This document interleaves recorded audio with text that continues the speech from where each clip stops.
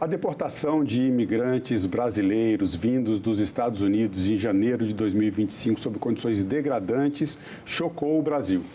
Segundo o governo brasileiro, os Estados Unidos violaram um acordo bilateral que define regras para a deportação de imigrantes brasileiros com respeito aos direitos humanos e à dignidade das pessoas.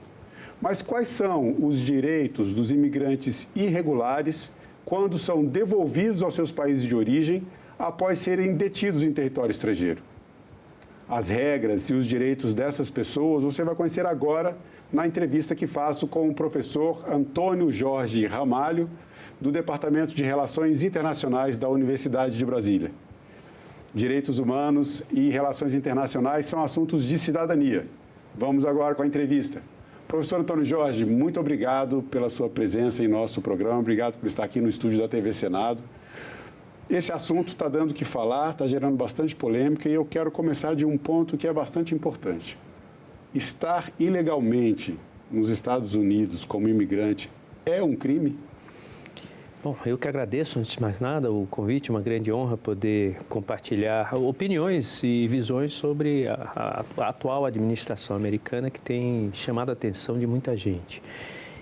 Do ponto de vista da sociedade americana e do ponto de vista da legislação americana, sim, estar ilegalmente lá, seja o ingresso ilegal, como se faz através dos rios, correndo risco de vida, pagando traficantes de pessoas, porque é disso que se trata, isso é um crime, assim como um turista que vai com visto de turista, aproveita lá algumas semanas ou o que for e fica trabalhando. Essa pessoa também está cometendo um crime. O que havia no passado era um tratamento mais razoável com relação à presença desses imigrantes ilegais. E o que o presidente americano atual decidiu fazer, anunciou isso em campanha, foi eleito, tem legitimidade para adotar as políticas que está adotando, não da forma como está adotando, é endurecer a posição do Estado em relação aos imigrantes.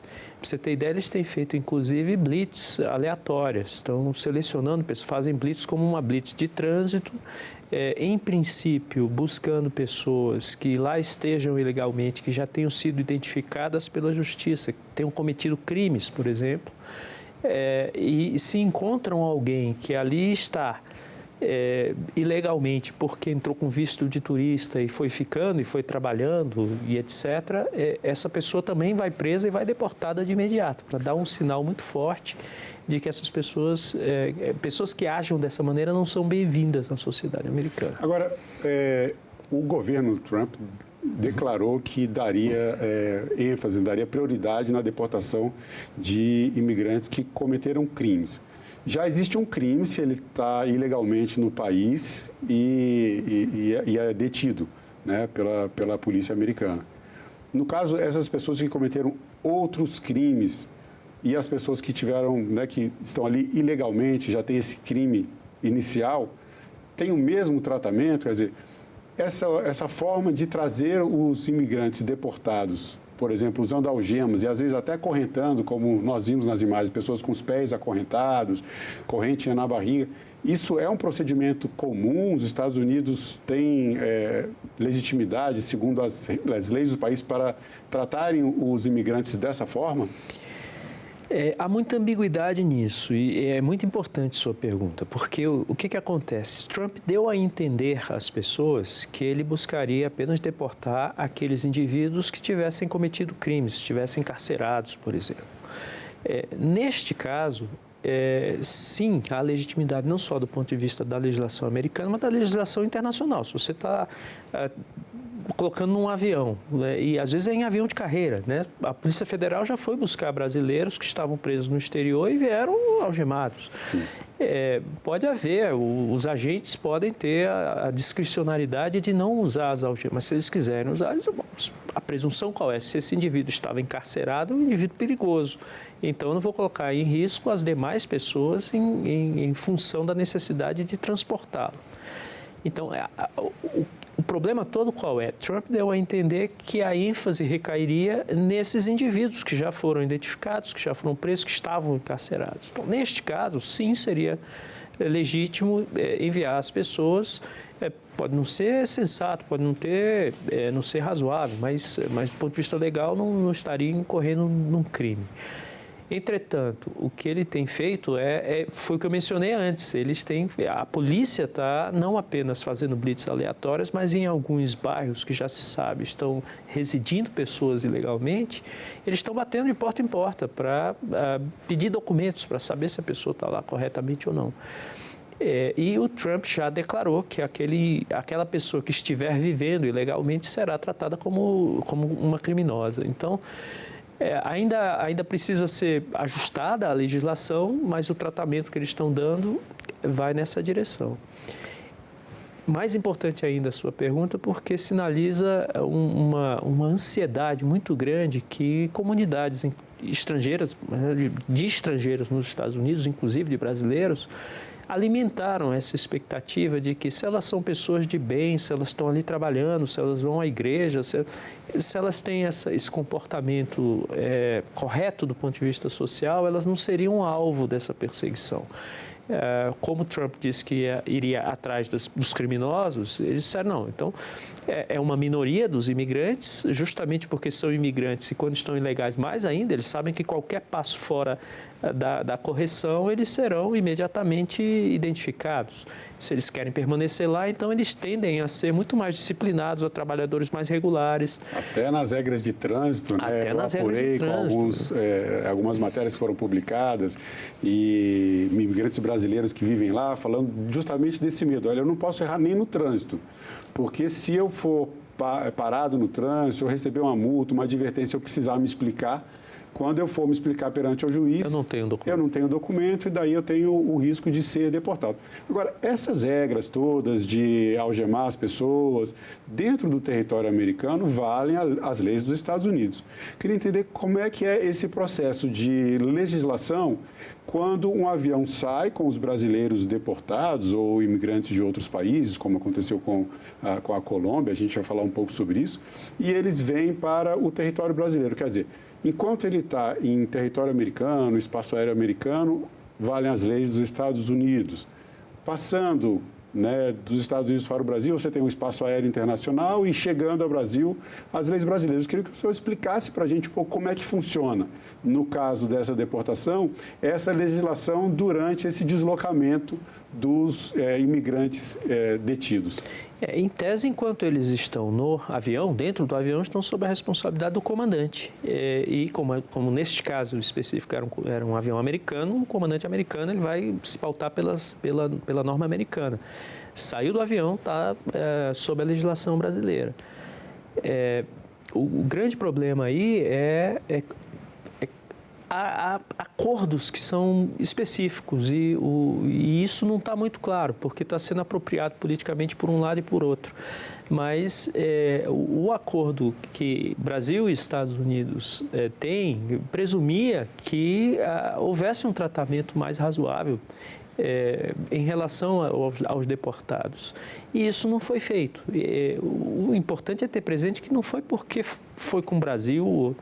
Trump está fazendo isso com todo mundo. Ele está desrespeitando normas internacionais, acordos que os Estados Unidos firmaram com todos os países.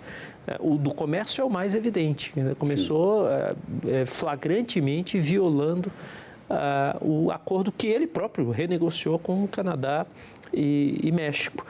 A imposição de tarifas unilateralmente não está prevista, não. Ela é ilegal do ponto de vista do acordo que eles assinaram. E ele tem feito isso não só com este acordo, como com todos os outros acordos. No caso desse acordo brasileiro, o acordo bilateral, ele é um acordo de 2018, vale aqui a gente trazer essa informação para as pessoas.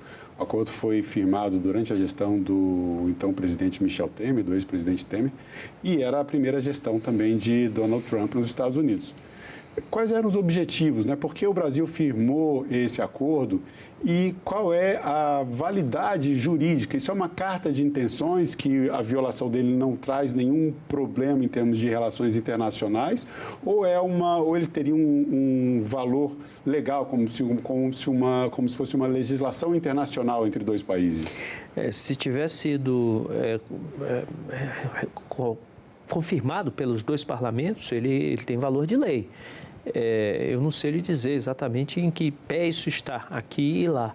Agora, quando se firma um acordo, o bom senso é de que os Estados estão comprometidos. Não é uma questão de governos, é uma questão de Estados.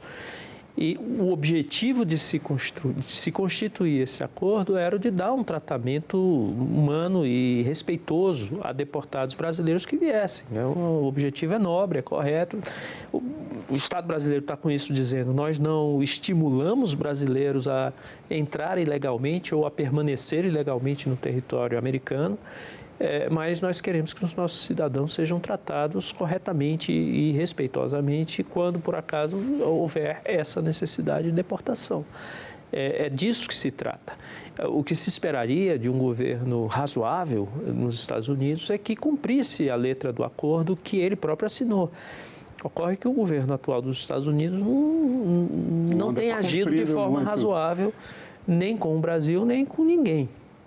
Essa política dos Estados Unidos, já passando por uma questão um pouco mais ampla, no entendimento do senhor, isso pode acabar gerando um incentivo à xenofobia e mais, gerar reações de outros países? Existe um princípio das relações internacionais que é o princípio da reciprocidade, né? De outros países agora começarem a tratar cidadãos americanos de forma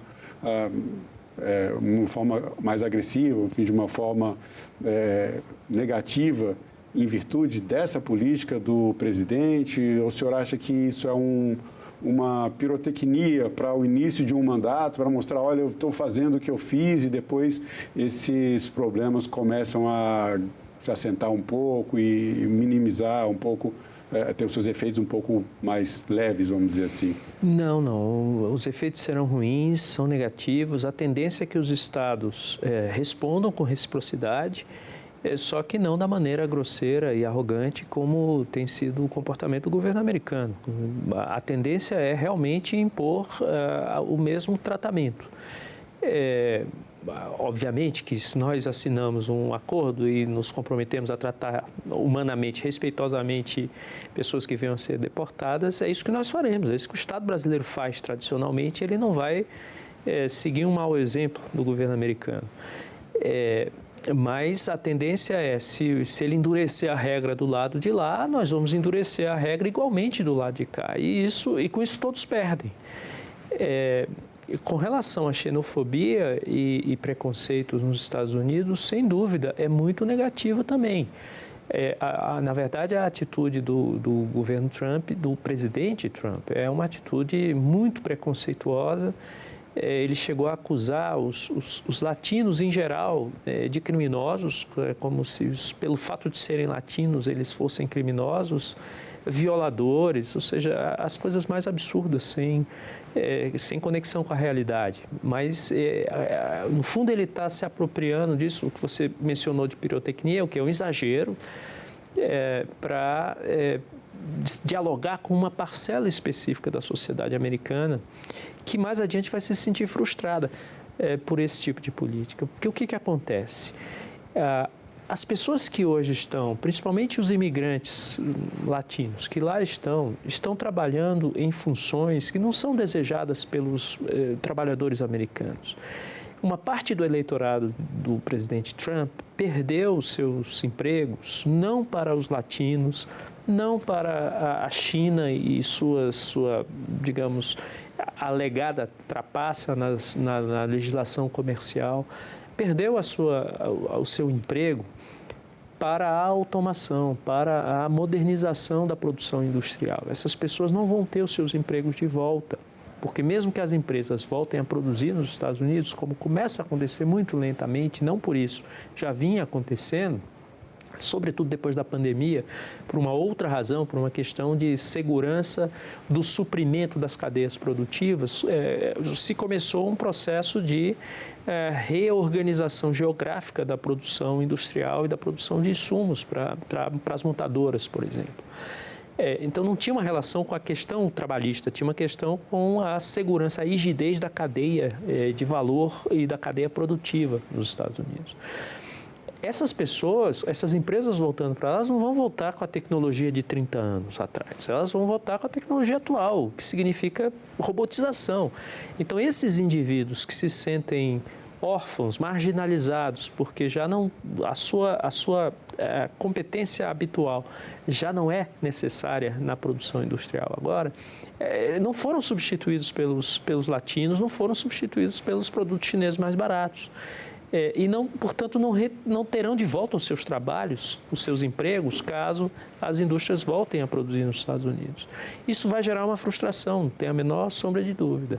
Mas, do ponto de vista eleitoral, foi muito esperto, foi muito inteligente da parte do presidente Trump, porque ele buscou um ressentimento, um sentimento de exclusão e falou diretamente ao sentimento dessas pessoas. Fala de uma forma clara, tem um posicionamento muito bem definido. Isso, em termos de comunicação na política, tem um efeito transmite segurança, forte. Sim, por mais que o que ele fale não guarde correspondência com a realidade. Define bem o que será a política. Agora, a gente teve um caso interessante também aqui na América do Sul. O presidente Gustavo Petro, da Colômbia, ele se recusou a receber um avião com colombianos deportados. Nesse caso, como é que fica a questão das relações entre os dois países? O governo de um país ele tem esse direito de se negar a receber os deportados, dependendo das condições que eles estiverem vindo, ou por qualquer outra razão. E estendendo um pouquinho a pergunta, o imigrante ilegal, ele pode pedir para que ele seja deportado para outro país que não o de origem? Pode pedir para ser deportado para outros países. Você já vê alguns países que se dispuseram a receber, né? O Salvador agora, né? Acaba de se colocar nessa condição. Inclusive que não sejam seus nacionais. Agora, sim, quem é que vai querer ir para lá? Essa é a pergunta. O presidente Maduro, por exemplo, da Venezuela, disse que estava disposto a receber os venezuelanos, que eles voltassem e tal. Agora, os venezuelanos que deixaram a Venezuela por causa do desastre econômico e social que o país vive, não terão muito incentivo para voltar para a Venezuela. Imagino que não. Ontem eu conversei com um venezuelano imigrante aqui em Brasília, num evento, e ele está no Brasil há 8 anos. E nem fala em voltar. Na verdade, ele está trazendo mais venezuelanos para cá. Continue, por favor. Claro. Então, esse é o problema. A sensatez recomendaria que cada país recebesse os seus nacionais, ou pelo menos tivesse condições. Mas se os nacionais vão querer voltar, é outra questão. O que o presidente Petro fez foi se recusar a receber naquelas condições. E aí providenciou um avião para buscar os seus nacionais e trazê-los de uma forma humana, respeitosa, etc., como deve ser. Talvez essa seja uma alternativa no caso da relação bilateral. Certamente os Estados Unidos receberiam bem um programa brasileiro que dissesse, está bem, os nossos deportados nós vamos buscar em condições humanas, dignas, como devem ser tratados todos os cidadãos. Professor, há um aumento, né, dessa ideia de nacionalismo em vários países do mundo. Há seções de governos, como o governo de Donald Trump e de outros também que seguem essa linha, a chamada extrema-direita, sem querer aqui entrar nessa questão de ideologias políticas, eu vou ter o cuidado de não esbarrar nesse ponto, mas esse aumento desse sentimento de nacionalismo, ele está evidente, está acontecendo em vários países do mundo e vem, né, de governos como, por exemplo, no caso dos Estados Unidos, de Donald Trump. Mas o fluxo migratório, com todo o processo de globalização, que já vem de muito tempo atrás, né, é um processo que me parece irreversível. É possível a gente imaginar um mundo hoje, em pleno século XXI, sem esses movimentos migratórios, países com as suas populações sem essa miscigenação, sem a presença de imigrantes? Isso é uma visão distópica de futuro ou isso é algo que tende a acabar, esse movimento de nacionalismo e movimentos como esse do presidente Trump de exclusão de imigrantes dos seus países? Bom, é uma pergunta muito boa, muito complexa, na verdade. A tendência é que não. De um lado, você tem... As pessoas hoje têm mais acesso à informação. Elas sabem como estão vivendo bem quem vive em países mais avançados economicamente, com políticas sociais, com mais segurança, etc. Elas migram, em parte, por isso. Quer dizer, os migrantes econômicos, por exemplo, tem muita gente... As pessoas migram por diferentes razões, ou por perseguição política, ou por guerra, ou por um desastre natural que vai aumentar cada vez mais, haverá cada vez mais migrantes e até mesmo gente que reclama, né, a condição de refugiado ambiental. Porque, bom, olhe, quiser pensar no caso extremo, as pequenas ilhas ali do Pacífico que, com a elevação do nível dos mares, simplesmente vão desaparecer. As pessoas vão ter que ir para algum lugar, porque já não haverá terra para elas. Então, você tem uma nação, um país constituído, mas não tem o território, porque o território foi ocupado pelo mar. Tudo bem, um caso extremo não vai acontecer em breve, mas não é algo impensável nem distante no tempo, caso a humanidade continue a agir como está agindo. Então, tanto a questão de acesso à informação, de motivações, quanto a questão de infraestrutura, estimulam as migrações. Sociedades como a nossa ou como a americana, muito se beneficiaram disso. Nós somos a sociedade plural, rica, culturalmente densa, que somos porque somos feitos de imigrantes. Se tiver 4 ou 5 famílias no Brasil que não tenham miscigenação, será muito. Nos Estados Unidos é mais difícil. Eles, embora falem muito miticamente, no melting pot, né, num espaço de integração de etnias diferentes, eles sempre foram mais reservados, ou seja, você tinha as pessoas de uma origem específica que ficavam numa parcela do território e elas aceitavam coabitar esse território segundo regras comuns. Mesmo assim, é uma sociedade miscigenada. A atitude do governo Trump não é tanto nacionalista, embora tenha esse rótulo. Ela é racista, é um tipo de americano que ele tem em mente, que é branco, que é católico ou protestante, que é rico. Disso que é para essa gente que ele está falando e dizendo, olha, esses latinos são o contrário, ou esses negros são o contrário. Quer dizer, é uma atitude profundamente preconceituosa, lamentável, vai contra a Declaração Universal dos Direitos Humanos, vai contra a Declaração de Independência dos Estados Unidos, vai contra a Constituição americana, com todas as ambiguidades. Os próprios valores do Os país. valores que fundaram aquela sociedade, com suas contradições e suas ambiguidades, por exemplo, a questão racial, étnica, eles nunca resolveram, né? Tiveram a Guerra Civil, depois, nos anos 60, todo um processo, agora que parecia que as coisas iam melhorar e haver mais tolerância entre pessoas de etnias diferentes, eles estão retrocedendo. É um erro civilizatório, é um erro histórico, mas é um erro que está sendo cometido por razões que interessam a pessoas que estão em posições específicas e têm os seus preconceitos. A sociedade vai se empobrecer, vai se tornar mais violenta e, no caso dos Estados Unidos, é muito claro.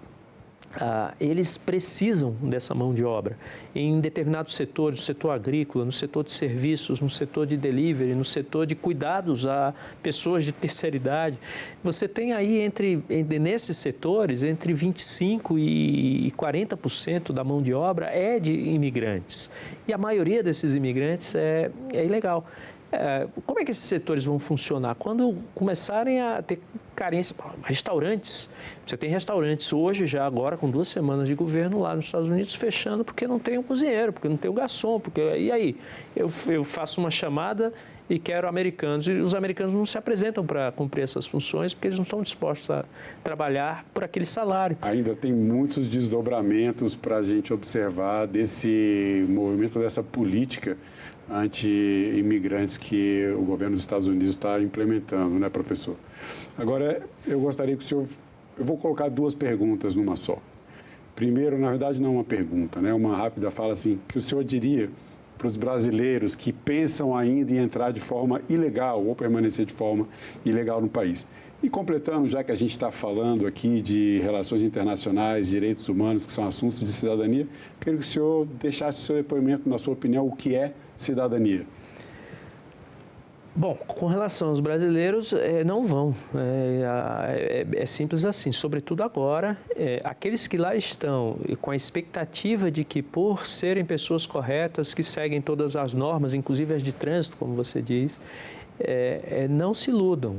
Haverá uma intolerância crescente em relação ao imigrante, porque isso funciona como um escudo para as ineficiências da própria sociedade, do próprio governo americano. Ele jamais vai assumir, este governo americano jamais vai assumir erros e incapacidade de entregar à população aquilo que ele prometeu. Ele vai dizer que a culpa é daqueles imigrantes que ainda estão lá, ou que a culpa é da China, ou que a culpa é do Canadá, é do México, é de alguém. É lamentável, mas é esse o governo que foi eleito. Não dá para esperar alguma coisa diferente dele. Se tem alguém aqui hoje pensando em ir para os Estados Unidos, repense seriamente, reúna toda essa energia que você está disposto a gastar trabalhando para desenvolver a sociedade americana e procure uma boa oportunidade aqui no Brasil. Aliás, de novo, se o governo brasileiro tiver juízo e um pensamento estratégico, o que ele vai fazer é atrair vários imigrantes que lá estão, gente, inclusive, que está legalmente constituída, tem suas empresas funcionando, mas que vai começar a enfrentar um período muito ruim de perseguição e de preconceito. Se tornar a nossa economia, por exemplo, na transição energética verde, por exemplo, na economia da informação. Se você criar um programa que seja atraente para essas pessoas virem realizar seus sonhos aqui, ótimo. Agora, com a reforma tributária... As oportunidades aqui, sem dúvida, são muitas e irão aumentar com todo esse movimento. E para completar, o que é cidadania? Respeito e tolerância. Eu acho que é isso que a gente montar, é histórico, né? Trate o outro como você gostaria de ser tratado. Entenda que as pessoas têm diferenças, elas devem ser respeitadas pelo que elas são e devem receber oportunidades para desenvolver suas habilidades, contribuindo com o crescimento do país em geral. Bom, professor Antônio Jorge, professor do Departamento de Relações Internacionais da Universidade de Brasília, quero agradecer mais uma vez o seu tempo, a sua presença e essa boa conversa.